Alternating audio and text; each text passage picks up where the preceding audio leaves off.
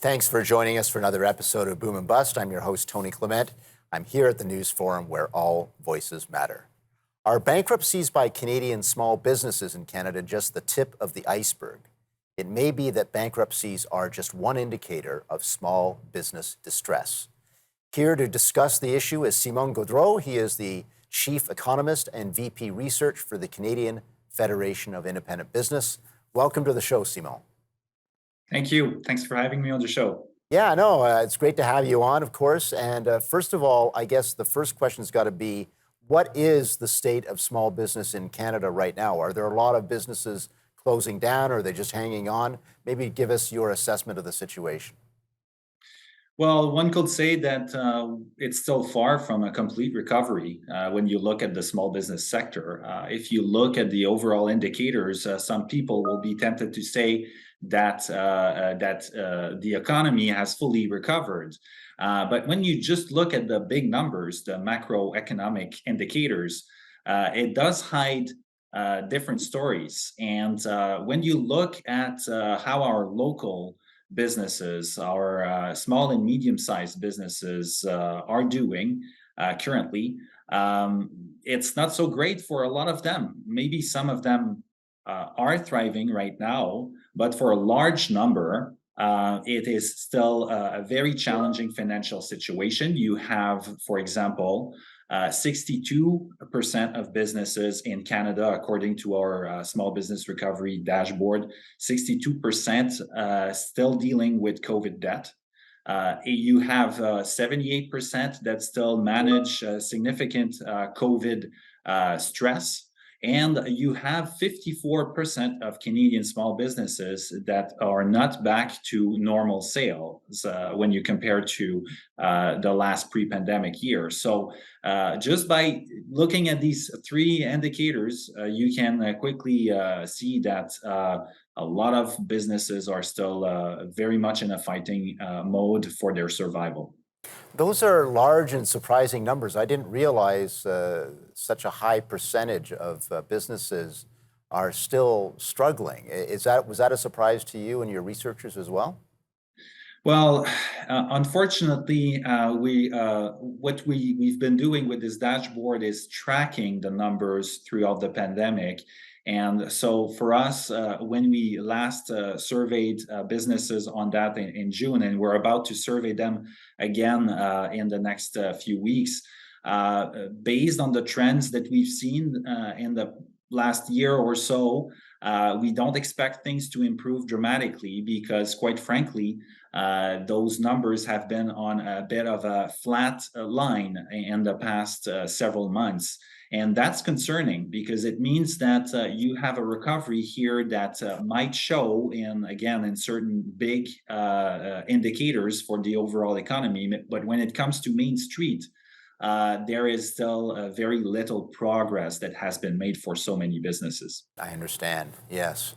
So describe your findings on declaring bankruptcy versus shutting down your business. Maybe explain to our audience what the difference is. Yeah, our research on bankruptcy is something that we started actually earlier during the pandemic with previous reports that we've done, updating our results successfully during the course of the pandemic. But the most recent one that we've released very recently is taking a different look at bankruptcy numbers. Yes, bankruptcies are on an upward trend, as some people would recall. The numbers were down at the surprise of many and at the onset of the pandemic, and that might have been due actually to the support that was given to small businesses. We commended governments for rolling out programs very quickly early on in the pandemic. We believe that was the right thing to do, and some businesses were put in sort of a pause during the pandemic, and that might have explained why. And with other factors like the courts were delayed in their operations and so on, might have explained why the bankruptcy numbers were lower at the onset of the pandemic.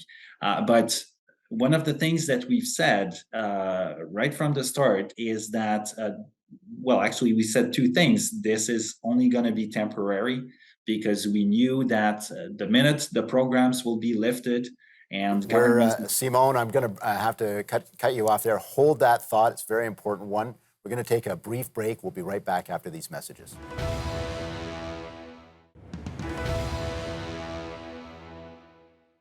Welcome back to Boom and Bust. I'm your host, Tony Clement, here with Simon Gaudreault. He is the Chief Economist and Vice President of Research for the Canadian Federation of Independent Business. Simon, I had to cut you off there. Please continue with your comment about what the situation is with shutting down businesses, that kind of thing.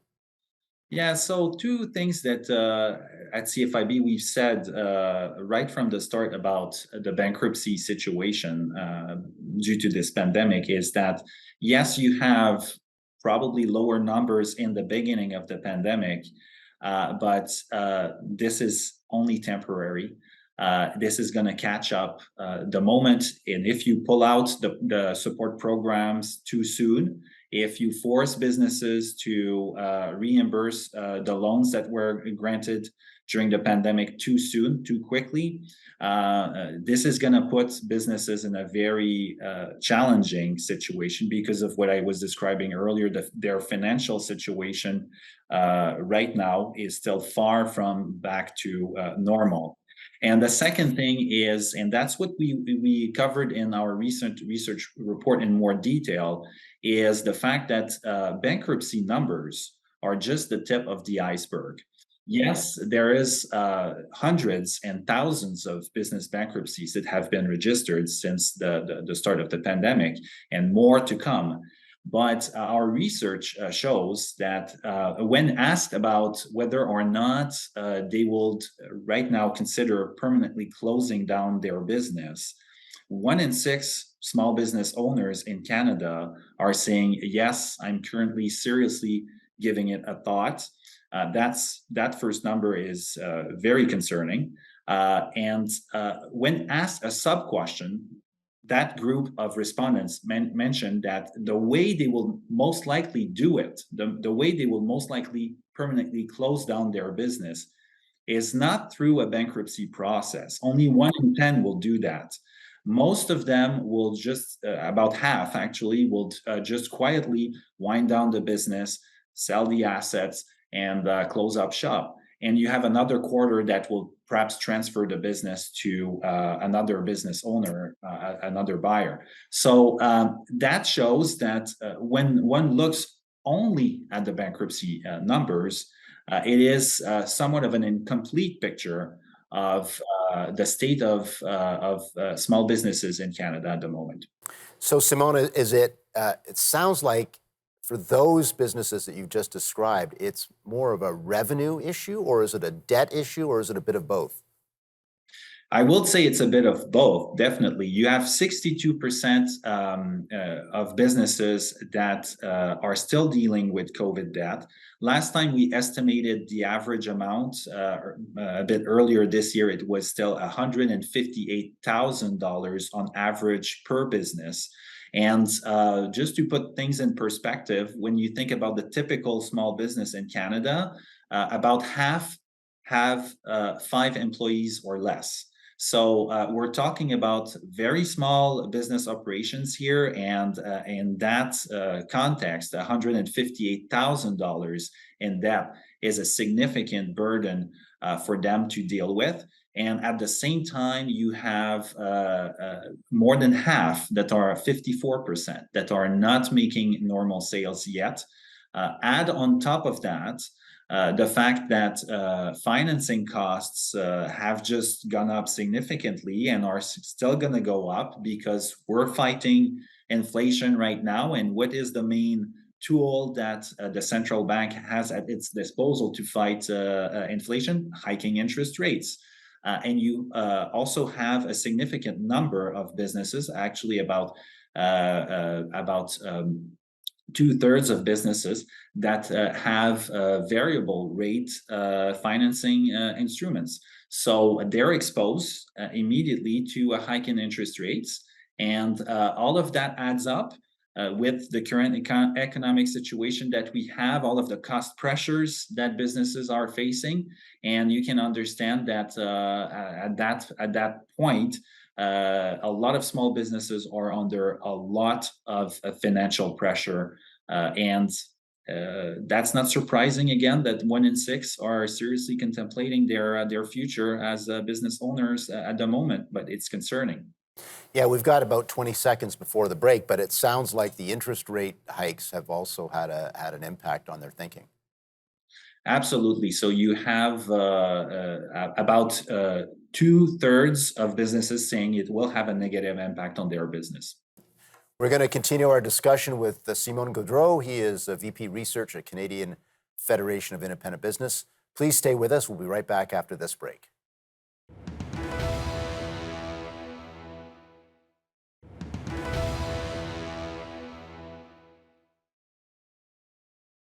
And we're back here at Boom and Bust. I'm your host, Tony Clement, here with Simon Gaudreault.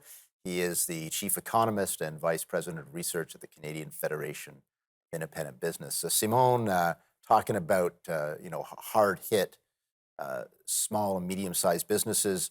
Which sectors are the hardest hit? Well, certainly, you've had sectors that very early on during the pandemic were hit specifically hard. Those customer-facing businesses, for example, we were thinking about hospitality sector businesses, businesses in the arts, recreation sector. But as time went on during the pandemic, what we saw is that because of the different side effects of the pandemic, it triggered supply chain challenges. For example, it really exacerbated the labor shortage situation that we had already in a large part before the pandemic, but came back with a vengeance. We did a research report on that at CFIB a few months ago, and that's the title of a report: "Labor Shortages Are Back with a Vengeance." It's led to a situation where not only did you have businesses hardly impacted by the direct effect of the pandemic, the closures that were mandated by governments to protect the population. So you have again those customer facing sectors that were at the front lines, but you've had all sorts of ripple effects after that of the pandemic, and now we have businesses that are seriously struggling in a lot of different sectors. If you talk right now to businesses in the retail sector, of course, they will tell you about inflation and the supply chain challenges. Businesses in the transportation sector will tell you about the high costs of fuel, and they will tell you that labor shortages are impacting them in a big way. And I could go on and on and on like this. All sectors currently are facing specific challenges. And that's why in our numbers, we are seeing a lot of businesses almost in every sector considering permanently closing down the business. If you look at the recent bankruptcy numbers that were released by the federal government, however, the absolute number of bankruptcies was highest in construction and accommodation and food services sector. So that's two other sectors that I haven't mentioned up to that point, and it's showing you again that there is a wide variety of businesses that are being impacted by the challenging situation right now.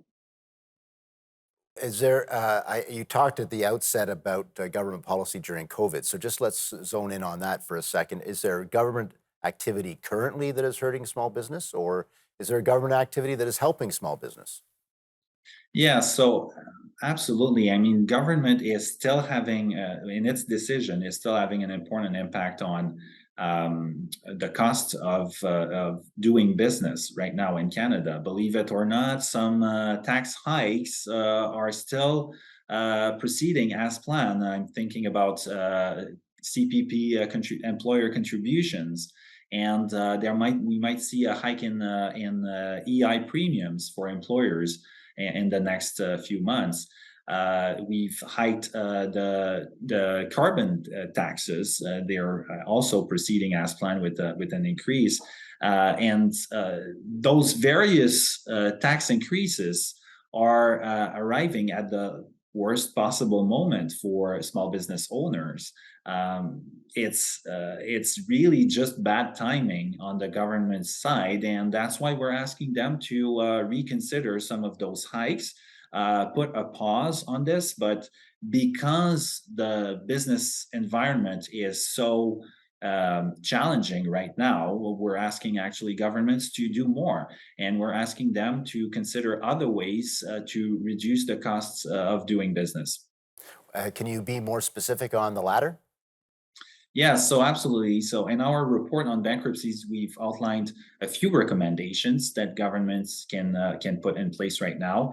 First of all, reduce the small business tax rate. The small business tax rate at the federal level, for example, is still at 9%, and it's still only available for the first $500,000 of business profits. That number hasn't changed in many years. So we believe government could support businesses there by lifting that amount to $600,000, lowering the tax rate itself from 9% to 8%. Government could, yes. We're going to, before you get on to the next one, we're going to take another brief break.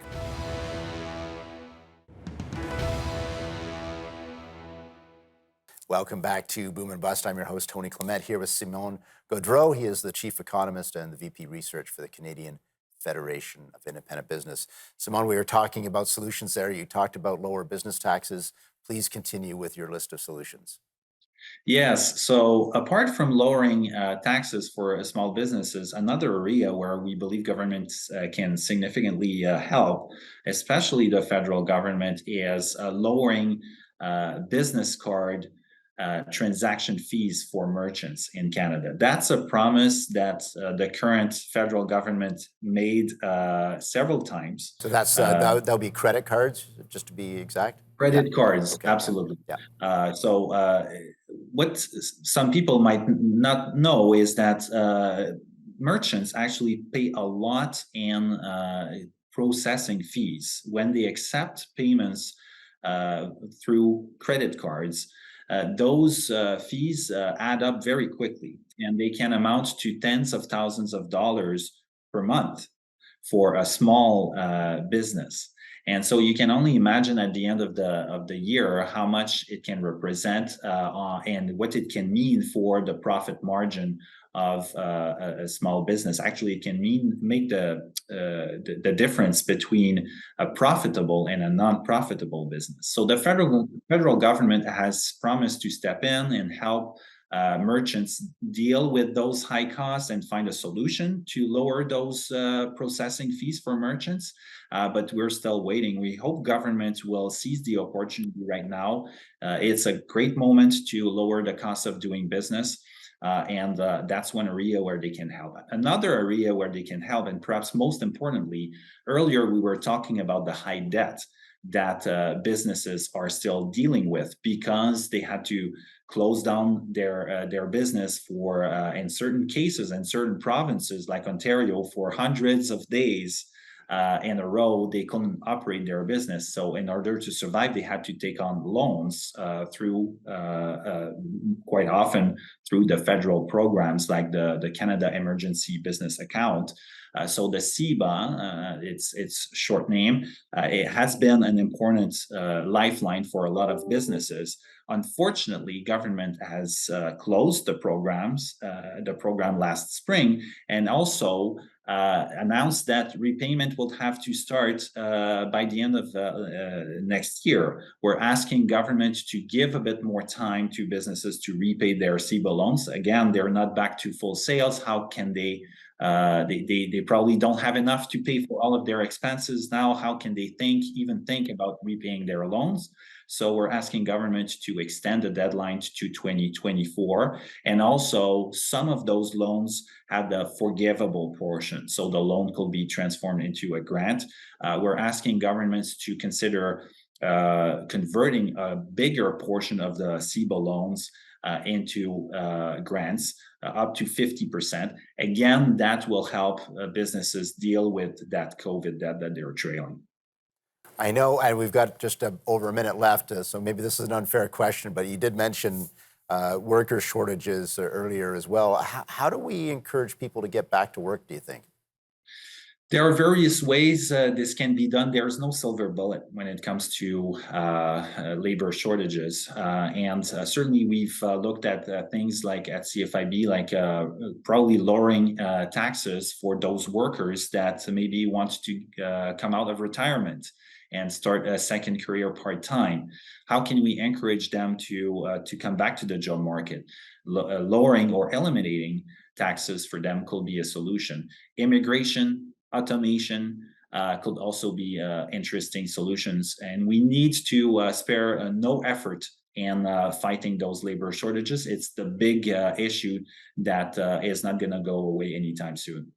Indeed, you're right about that. Simon Gaudreault, thank you for joining us today, representing the Canadian Federation of Independent Business. Some real insights from your research there. Really appreciate getting that small business perspective on our show. Thank you again. Thank you. Pleasure to be here. Really interesting research being done by the Canadian Federation of Independent Business there. Simon Gaudreault was our guest, of course, about businesses, some of the struggles they still have. Even if they're not declaring bankruptcy, they're still shutting down, and they still have the weight of COVID debt, as well as inflation and interest rates. It really is a challenging time. So great to have that perspective on our program. Thanks for watching today.